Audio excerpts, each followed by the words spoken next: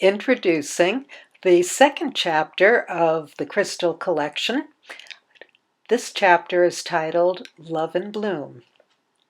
Mort Latner, another winning author coming from the sunny state of Florida, shares a story titled Chocolates Filled with Music. Perhaps some of you have either given or received a box of chocolates on Valentine's Day. As Mort says, it's a perfect gift for chocoholics. But this gift of love was a bit different. As soon as Mort tore off its plastic wrapping, opened the box, and lifted the cover, the voices of Sonny and Cher filled the room, singing their signature song, I Got You, Babe. All that day and the next morning, music filled the air until, housekeeper Nina knocked over the Keurig tank filled with water. Mort's box of singing chocolates might have been ruined, but still he brings home the story with a very funny ending. The next Crystal Collection Love in Bloom story comes from an author named Joe Satriano.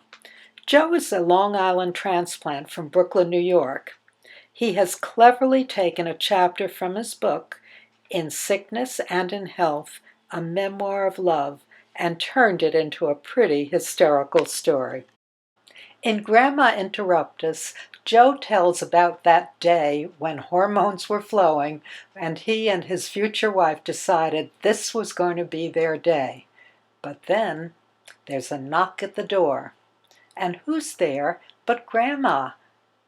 Probably there to supervise what might be going on inside. Joe has no other recourse but to climb out the window, half-dressed, and onto the fire escape.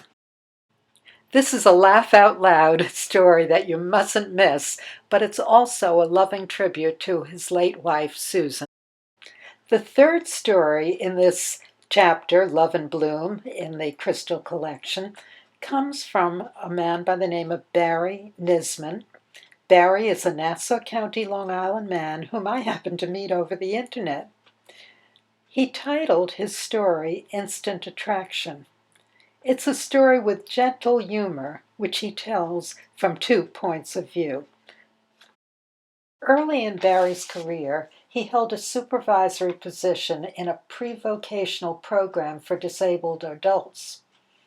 Part of his job was to supervise the young interns from the local colleges. He happened to find one of them particularly attractive, but being a professional, he wouldn't allow himself to cross over the line. But on that very last day of the semester, Barry devised a plan, a very professional plan, to let Hannah know that his interest was, well, let's say, more than professional. Hannah was feeling that same attraction, and she confessed to a friend that she really liked this man, but what could she do to subtly let him know? Together, they come up with a plan. Well, now Barry and Hannah each have their individual plans. One of those plans works. This concludes the second chapter in the Crystal Collection, Stories That Tickled the Funny Bone. This chapter being all Love in Bloom stories.